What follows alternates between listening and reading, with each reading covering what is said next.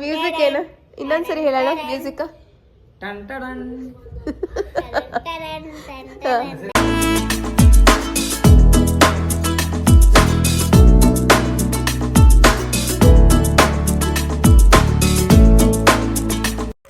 ನಮಸ್ತೆ ಸ್ನೇಹಿತರೆ, welcome back to Shri super vlogs. ಇನ್ನೇನು ಹಬ್ಬಗಳು ಸಾಲಾಗಿ ಬರ್ತಾ ಇದೆ. ಎಲ್ಲರೂ ಹಬ್ಬಗಳಿಗೆ ಪ್ರಿಪ್ರೇಷನ್ ಮಾಡೋದ್ರಲ್ಲೇ ತುಂಬ ಬ್ಯುಸಿಯಾಗಿದ್ದಾರೆ. ಸೊ ನಮ್ಮ ಮನೆಯಲ್ಲಿ ವರಮಹಾಲಕ್ಷ್ಮಿ ಹಬ್ಬ ಮಾಡಿದ್ದು ಕ್ಲಿಪ್ಪಿಂಗ್ ನಿಮ್ಮ ಜೊತೆ ಶೇರ್ ಮಾಡಿರಲಿಲ್ಲ. ಸೊ ಅದನ್ನು ಈ ವಿಡಿಯೋದಲ್ಲಿ ಶೇರ್ ಮಾಡ್ತಾ ಇದ್ದೀನಿ. ವಿಡಿಯೋದಲ್ಲಿ ಕಾಣಿಸ್ತಾ ಇರೋದು ನಮ್ಮನೆ ದೊಡ್ಡ ಲಕ್ಷ್ಮಿ, ನಮ್ಮನೆ ಪುಟ್ಟ ಲಕ್ಷ್ಮಿ, ನಮ್ಮಮ್ಮ ಮತ್ತು ನನ್ನ ಮಗಳು. ವರಮಹಾಲಕ್ಷ್ಮಿ ಹಬ್ಬಕ್ಕೆ ಕಂಪ್ಲೀಟಾಗಿ ಪ್ರಿಪ್ರೇಷನ್ ಮಾಡಿಕೊಟ್ಟಿದ್ದೆ ಇವರಿಬ್ಬರು. ಅಮ್ಮ ಮನೇಲಿ ಇದ್ಬಿಟ್ರಂತೂ ನನಗೇನು ಕೆಲಸನೇ ಇರೋದಿಲ್ಲ, ಆರಾಮಾಗಿ ರೆಸ್ಟ್ ಮಾಡೋದು ಒಂದೇ. ಸೊ ಅಪ್ಪ ಅಮ್ಮ ಊರಿಗೆ ಹೊರಟಿದ್ರು, ಅಲ್ಲೂ ಹಬ್ಬ ಮಾಡಬೇಕು, ನೀನಿಲ್ಲ ಹಬ್ಬ ಮಾಡ್ಕೊ, ನಾವು ಹಬ್ಬ ಮುಗಿಸ್ಕೊಂಡು ಮತ್ತೆ ಬರ್ತೀವಿ ಅಂತ ಹೇಳಿ ಹೊರಟ್ರು. ಎಷ್ಟು ದಿನ ಅವ್ರ ಜೊತೇಲಿದ್ರು ನನಗೆ ಸಾಕಾಗೋದೇ ಇಲ್ಲ. ಅಮ್ಮ ಮತ್ತೆ ಬೇಗ ಬನ್ನಿ ಅಂತ ಹೇಳಿ ಕಳಿಸ್ತಾ ಇದ್ದೆ.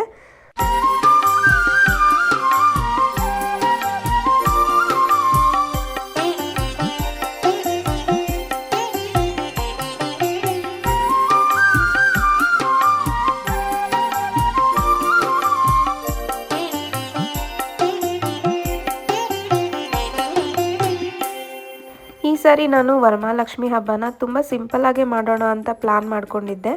ಕರೆಕ್ಟ್ ಹಬ್ಬ ಮಾಡಬೇಕು ಆ ಟೈಮಲ್ಲಿ ನನಗೆ ಸ್ವಲ್ಪ ಫೀವರ್, ಕೋಲ್ಡ್ ಎಲ್ಲ ಬಂದು ಸ್ವಲ್ಪ ರೆಸ್ಟಲ್ಲಿದ್ದೆ. ಹಬ್ಬ ನಿಲ್ಲಿಸಬಾರ್ದು, ಹೇಗಾದರೂ ಆಗಲಿ ಮಾಡಲೇಬೇಕು ಅಂತ ಸಿಂಪಲ್ಲಾಗೆ ಮಾಡೋಣ ಅಂದ್ಕೊಂಡೆ. ವರಮಹಾಲಕ್ಷ್ಮಿ ಹಬ್ಬ ನಾನು ಚಿಕ್ಕಂದಿನಿಂದನೂ ತುಂಬ ಆಸೆಪಟ್ಟು ಸೆಲೆಬ್ರೇಟ್ ಮಾಡೋ ಹಬ್ಬ. ಪ್ರತಿ ವರ್ಷ ಈ ಹಬ್ಬ ಬರ್ತಿದೆ ಅಂದ್ರೇ ಏನೋ ಒಂಥರ ಖುಷಿ, ಸಂಭ್ರಮ. ಅಮ್ಮ ಮನೇಲಿ ವರಮಹಾಲಕ್ಷ್ಮಿ ಹಬ್ಬನ ನಾನು ಇಷ್ಟಪಟ್ಟಂಗೆ ಮಾಡ್ತಾಯಿದ್ರು. ಬಟ್ ಮದುವೆ ಆದಮೇಲೆ ಹಸ್ಬೆಂಡ್ ಮನೇಲಿ ಈ ಪೂಜೆ ಸ್ಟಾರ್ಟ್ ಮಾಡೋಣ ಅಂದಾಗ ತುಂಬ ಸರಿ ಬೇಡ ಅಂತೆಲ್ಲ ಹೇಳಿದರು. ಬಟ್ ಆದರೂ ನಾನು ಹಠ ಮಾಡಿ ಇಲ್ಲ, ನಾನು ಮಾಡಲೇಬೇಕು ಅಂತ ಶುರು ಮಾಡಿದೆ. ಸೊ 1 ವರ್ಷ ಕೂಡ ಬಿಡ್ದಂಗೆ ಈ ವರಮಹಾಲಕ್ಷ್ಮಿ ವ್ರತನ ಆಚರಿಸ್ಕೊಂಡು ಬಂದಿದ್ದೀನಿ. ಶ್ರದ್ಧೆ ಭಕ್ತಿಯಿಂದ ಮಾಡಿದ್ರೆ ಯಾವ ದೇವರು ಕೂಡ ನಮಗೆ ಮೋಸ ಮಾಡಲ್ಲ, ಎಲ್ಲ ದೇವರು ನಮಗೆ ಕೈ ಹಿಡಿತಾರೆ, ಅಷ್ಟೇ ನನ್ನ ನಂಬಿಕೆ.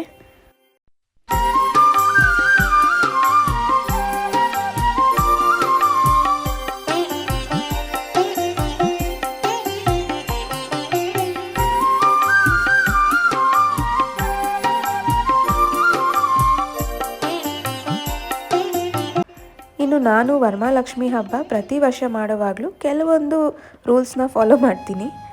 ದೇವರಿಗೆ ಯಾವಾಗಲೂ ರೆಡ್ ಅಥವಾ ಗ್ರೀನ್ ರಿಲೇಟೆಡ್ ಸೀರೆನ ತೆಗೆದಿಟ್ರೆ ತುಂಬ ಒಳ್ಳೆಯದು ಅಂತಾರೆ. ದೇವ್ರಿಗೆ ಅದು ಫೇವ್ರೆಟ್ ಕಲರ್ ಅಂತ. ಇನ್ನು ದೇವರಿಗೆ ದುಡ್ಡಿಡೋದು ಅವ್ರವ್ರ ಇಷ್ಟ, ಎಷ್ಟಾದರೂ ಇಡ್ಬೋದು. ಬಟ್ ನಾನು ವರಮಹಾಲಕ್ಷ್ಮಿ ಹಬ್ಬದಲ್ಲಿ ಇಟ್ಟಿರೋ ದುಡ್ಡನ್ನು ನೆಕ್ಸ್ಟ್ ವರಮಹಾಲಕ್ಷ್ಮಿ ಹಬ್ಬ ಬರೋವರೆಗೂ ಏನಕ್ಕೂ ಖರ್ಚು ಮಾಡಲ್ಲ. ಆ ದುಡ್ಡನ್ನು ಮುಂದಿನ ವರಮಹಾಲಕ್ಷ್ಮಿ ಹಬ್ಬದಲ್ಲಿ ಖರ್ಚು ಮಾಡಿ ದೇವರಿಗೆ ಅಂತ ಏನಾದರೂ ತಂದರೆ ಒಳ್ಳೆಯದಾಗತ್ತೆ ಅನ್ನೋದು ನನ್ನ ನಂಬಿಕೆ. ಇನ್ನು ದೇವರಿಗೆ ಒಡವೆಗಳು ಹಾಕೋದಿದ್ರೆ ಯೂಸ್ ಮಾಡಿರೋ ಒಡವೆಗಳಂತೂ ಖಂಡಿತ ನಾನು ಬಳಸಲ್ಲ. ಹೊಸದಾಗಿ ಏನಾದರೂ ತೊಗೊಂಡಿದ್ರೆ ಚಿನ್ನನೋ ಅಥವಾ ಬೆಳ್ಳಿನೋ ಅದನ್ನು ಮಾತ್ರ ನಾನು ದೇವರಿಗೆ ಹಾಕ್ತೀನಿ. ಇದು ಕೂಡ ಅವ್ರವ್ರ ನಂಬಿಕೆಗೆ ಬಿಟ್ಟಿದ್ದು. ಬಟ್ ನಾನು ನಂಬೋದೇನೆಂದರೆ ನಾವು ಯೂಸ್ ಮಾಡಿರೋ ಒಡವೆಗಳು ಮತ್ತು ಅದನ್ನು ದೇವ್ರಿಗೆ ಹಾಕೋದು ಅದೇನೋ ನನಗೆ ಮನಸ್ಸಿಗೆ ಇಷ್ಟನೇ ಆಗಲ್ಲ. ಇನ್ನು ತಾಯಿಗೆ ನೈವೇದ್ಯಕ್ಕೆ ಅಂತ ಏನಾದರೂ ಸ್ವಲ್ಪ ಸಿಹಿ ತಿಂಡಿಗಳನ್ನು ಮಾಡಿಡಬೇಕು. ಒಂದು 5 ಥರದ ಹಣ್ಣುಗಳನ್ನೂ ಇಡ್ತೀನಿ ನಾನು. ತಾಯಿಗೆ ಅಷ್ಟೋತ್ತರ ಶತನಾಮಾವಳಿ ಹೇಳಿ ಪುಷ್ಪಾರ್ಚನೆ ಮಾಡಿ ಕುಂಕುಮಾರ್ಚನೆ ಮಾಡಿದರೆ ತುಂಬಾ ಒಳ್ಳೆಯದು. ಅದೆಲ್ಲ ಮಾಡಿ ಕೊನೆಗೆ ಮಂಗಳಾರತಿ ಮಾಡಿದೆ.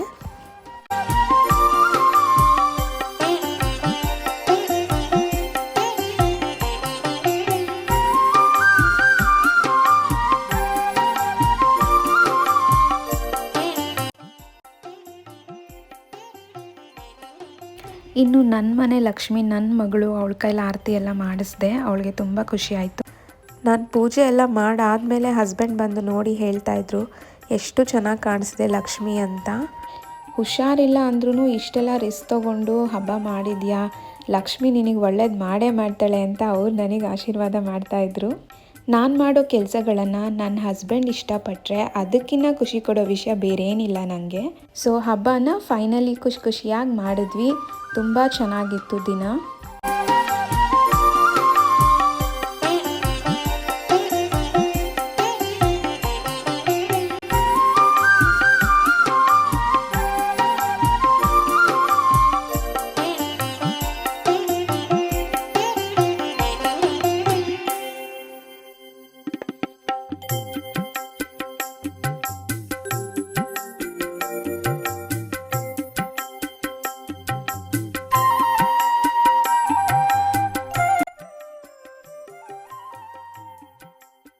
ಇನ್ನು ನೆಕ್ಸ್ಟ್ ಡೇ ಹುಣ್ಣಿಮೆ ಇದ್ದಿದ್ದರಿಂದ ಟೈಮಿಂಗ್ಸ್ ನೋಡಿಕೊಂಡು ದೇವ್ರ ಕಳಶನ ತೆಗಿಬೇಕಿತ್ತು.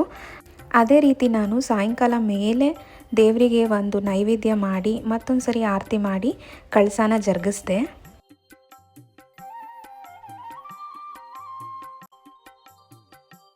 ಕಳಶ ಜರುಗಿಸಿದಾದ್ಮೇಲೆ ದೇವರಿಗೆ ಅಂತ ಇಟ್ಟಿರೋ ಒಡವೆ ಸೀರೆನ ಹಾಕ್ಕೋಬೇಕು ಅಂತ ಹೇಳ್ತಾರೆ. ಅದೇ ರೀತಿ ನಾನು ಒಡವೆ ತೆಗೆದು ನನ್ನ ಮಗಳಿಗೆ ಅಂತ ಹಾಕಿದೆ.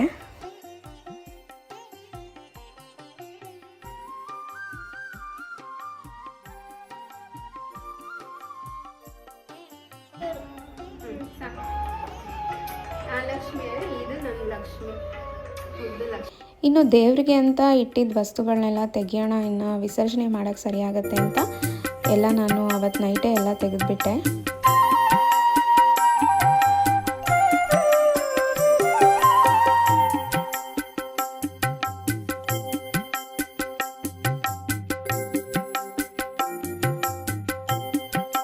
ಇನ್ನು ಲಕ್ಷ್ಮೀ ಹಬ್ಬದಲ್ಲಿ ಲಕ್ಷ್ಮಿಗೆ ಪ್ರಿಯವಾದಂಥ ವಸ್ತುಗಳು ಇಡಬೇಕು ಅಂತಾರೆ. ಅದರಲ್ಲಿ ಮುಖ್ಯವಾದದ್ದು ಈ ಗೋಮತಿ ಚಕ್ರ, ಶಂಕು, ಕವಡೆ ಎಲ್ಲನೂ. ಇದನ್ನು ಒಂದು ಬೆಳ್ಳಿ ಬಟ್ಲಲ್ಲಿ ಒಂದು ಬೆಳ್ಳಿ ಕಾಯಿನ್ ಜೊತೆ ಇಟ್ಟರೆ ಒಳ್ಳೆಯದು ಪೂಜೆಗೆ ಅಂತ ಹೇಳ್ತಾರೆ.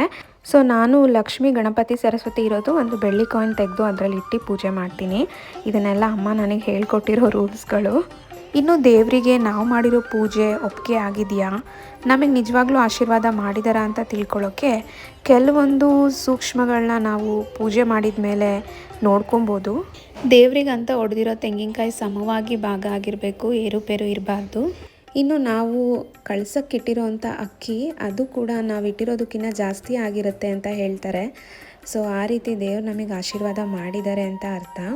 ನಾನು ಅದನ್ನೆಲ್ಲ ಮೆಷರ್ ಮಾಡಿ ನೋಡಿದೆ, ಅಕ್ಕಿ ಸ್ವಲ್ಪ ಜಾಸ್ತಿನೇ ಆಗಿತ್ತು. ಈ ಸಣ್ಣ ಪುಟ್ಟ ನಂಬಿಕೆಗಳು ಎಷ್ಟೊಂದು ಕಾನ್ಫಿಡೆನ್ಸ್ ಕೊಡುತ್ತೆ ಅಂದರೆ ನಾನು ಅಷ್ಟು ಕಷ್ಟಪಟ್ಟು ಹಬ್ಬ ಮಾಡಿದ್ದಕ್ಕೂ ಸಾರ್ಥಕ ಅನ್ನಿಸ್ತು. ಹಬ್ಬದ ದಿನ ಎಷ್ಟು ಸಂಭ್ರಮದಿಂದ ಲಕ್ಷ್ಮಿ ಕಳಸ ಎಲ್ಲ ಕೂರಿಸಿ ಎಲ್ಲ ಅರೇಂಜ್ಮೆಂಟ್ ಮಾಡಿರ್ತೀವಿ, ಮಾರನೇ ದಿನ ಅದನ್ನು ವಿಸರ್ಜನೆ ಮಾಡಬೇಕು, ಎಲ್ಲ ತೆಗಿಬೇಕಂದಾಗ ತುಂಬಾ ಬೇಜಾರಾಗ್ತಿರುತ್ತೆ. ನನಗಂತೂ ಈ ರೀತಿ ಪೂಜೆ ಪುನಸ್ಕಾರಗಳು, ದೇವ್ರನ್ನೆಲ್ಲ ಅಲಂಕಾರ ಮಾಡೋದಂದರೆ ತುಂಬಾ ಇಷ್ಟ. ಅದು ಎಷ್ಟು ಟೈಮ್ ಕೊಟ್ಟರೂ ನನಗೆ ಸಾಕಾಗೋದೇ ಇಲ್ಲ, ಅಷ್ಟೊಂದು ಪೇಷನ್ಸಿಂದ ಎಲ್ಲ ಮಾಡ್ತಾಯಿರ್ತೀನಿ. ಈ ಸಾರಿ ಕುಂಕುಮಕ್ಕೆ ಅಂತ ಹಬ್ಬದಲ್ಲಿ ಬಂದವರೆಲ್ಲರೂ ಹೇಳಿದ ಒಂದೇ ಒಂದು ಮಾತು, ತುಂಬಾ ಚೆನ್ನಾಗಿ ಕೂರಿಸಿದ್ದೀರಾ, ಲಕ್ಷ್ಮಿ ಮುಖದಲ್ಲಿ ತುಂಬಾ ಕಳೆ ಇದೆ, ಎಷ್ಟು ಚೆನ್ನಾಗಿದೆ, ಎಲ್ಲರೂ ಮನೇಲೂ ಈ ರೀತಿ ಬರಲ್ಲ ಅಂತ. ನಾನು ಅದು ಬೆಳ್ಳಿ ಮುಖವಾಡ ತೆಗೆದಿಟ್ಟು ಸುಮಾರು ವರ್ಷನೇ ಆಯಿತು, ಬಟ್ ಆದರೂ ಕೂಡ ಅದು ಹಬ್ಬದಲ್ಲಿ ಇಟ್ಟಾಗ ಹೊಸದ್ರಂಗೆ ಕಾಣಿಸ್ತಾ ಇರುತ್ತೆ. ಯಾಕಂದರೆ ಅಷ್ಟು ನೀಟಾಗಿ ಮೇಂಟೈನ್ ಮಾಡಿ ಇಡ್ತೀನಿ ನಾನು. ದೇವ್ರ ಪೂಜೆಗೆ ಬೆಳ್ಳಿ ವಸ್ತುಗಳನ್ನ ಯೂಸ್ ಮಾಡಿದ್ರೆ ತುಂಬ ಒಳ್ಳೆಯದು ಅಂತ ಹೇಳ್ತಾರೆ. ಬಟ್ ಎಲ್ಲರ ಕೈಲೂ ಅದು ಸಾಧ್ಯ ಇಲ್ಲ ಅಂತ ಹೇಳಿದ್ರೆ ಅಟ್ಲೀಸ್ಟು ತಾಮ್ರನೋ ಹಿತ್ತಾಳೆನೋ ಅಂಥದ್ರಲ್ಲಿ ಕಳಸ ಎಲ್ಲ ಕೂರಿಸಿ ದೇವ್ರ ಮುಖವಾಡ ಹಾಕಿ ಮಾಡ್ಬೋದು. ಬಟ್ ಈಗೇನಂತ ಹೇಳಿದ್ರೆ ಎಲ್ರಿಗೂ ತೋರಿಸ್ಕೊಳ್ಳೋಕ್ಕೋಸ್ಕರ ಈ ಆರ್ಟಿಫಿಷಿಯಲ್ ಬೆಳ್ಳಿ ಥರದ್ದು ಆ ರೀತಿದೆಲ್ಲ ಪ್ಲಾಸ್ಟಿಕ್ದು ಅದೆಲ್ಲ ಯೂಸ್ ಮಾಡ್ತಾರೆ. ಅದೆಲ್ಲ ದೇವ್ರಿಗೆ ಅಷ್ಟು ಶುಭ ಅಲ್ಲ ನನ್ನ ಅನಿಸಿಕೆ. ಸ್ವಲ್ಪ ಸ್ವಲ್ಪ ಸೇವಿಂಗ್ಸ್ ಮಾಡಿಕೊಂಡು ಬೆಳ್ಳಿ ವಸ್ತುಗಳನ್ನೇ ತಗೋಬೋದು. ಎಲ್ಲರೂ ದುಡಿತಿರ್ತಾರೆ, ಎಲ್ಲರೂ ಸೇವಿಂಗ್ಸ್ ಮಾಡ್ತಾ ಇರ್ತಾರೆ. ದೇವ್ರ ವಿಚಾರದಲ್ಲಿ ಯಾಕೆ ಕಂಜೂಸಿ ಮಾಡೋದು? ಎಲ್ಲ ವಸ್ತುಗಳು ಒಂದೇ ಸರಿ ತೊಗೊಳಕ್ಕಾಗಲಿಲ್ಲ ಅಂದರೂ ವರ್ಷಕ್ಕೊಂದೊಂದು ಸೇವಿಂಗ್ಸ್ ಮಾಡಿ ತೆಗೆದಿಟ್ಕೊಬೋದು. ಅದರಿಂದ ನಮಗೆ ಒಳ್ಳೆಯದಾಗತ್ತೆ, ನಮಗೆ ಉಪಯೋಗ ಆಗುತ್ತೆ.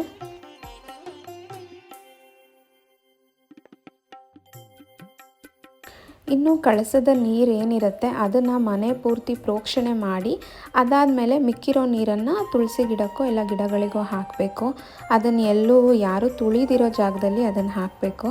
ಸೊ ಅದನ್ನೆಲ್ಲ ನಾನು ಅವತ್ತೇ ಮಾಡಿದೆ. ಇನ್ನು ನನ್ನ ಮಗಳು ಪಾಪ ತುಂಬಾ ಹೆಲ್ಪ್ ಮಾಡಿಕೊಡ್ತಾಳೆ. ಅವಳು ಇಷ್ಟೆಲ್ಲ ಕೆಲಸ ಮಾಡ್ತಾಳೆ ಅಂತ ನೋಡಿದ್ರೆ ನನಗೇನೆ ಆಶ್ಚರ್ಯ ಆಗುತ್ತೆ. ಏನು ಹೇಳೋದೇ ಬೇಡ, ಅವಳ ಪಾಡಿಗೆ ಅವಳಿಗೆ ಏನೇನಾಗುತ್ತೋ ಅಷ್ಟೆಲ್ಲನೂ ಹೆಲ್ಪ್ ಮಾಡಿ ಕೊಡ್ತಾಳೆ. ಅದಕ್ಕೆ ಹೆಣ್ಮಕ್ಳು ಮನೇಲಿರಬೇಕು ಅನ್ನೋದು.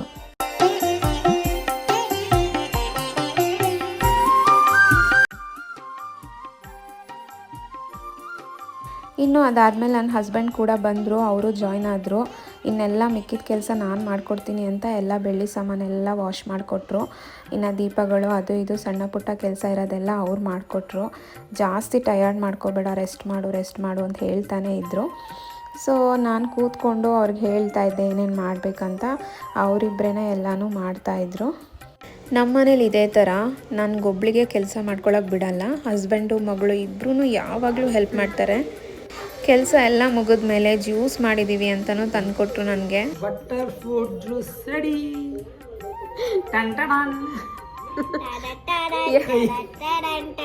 ಎಲ್ಲ ಓಕೆ. ಆ ಮ್ಯೂಸಿಕ್ ಏನು ಇನ್ನೊಂದ್ಸರಿ ಹೇಳೋಣ ಮ್ಯೂಸಿಕ್. ನಮ್ಮ ಈ ವಿಡಿಯೋ ನಿಮಗೆಲ್ಲ ಇಷ್ಟ ಆಗಿದ್ರೆ ದಯವಿಟ್ಟು ಲೈಕ್, ಶೇರ್, ಸಬ್ಸ್ಕ್ರೈಬ್ ಮಾಡಿ. ಮುಂದಿನ ವಿಡಿಯೋ ಜೊತೆ ಮತ್ತೆ ಸಿಗ್ತೀನಿ. Thank you for watching.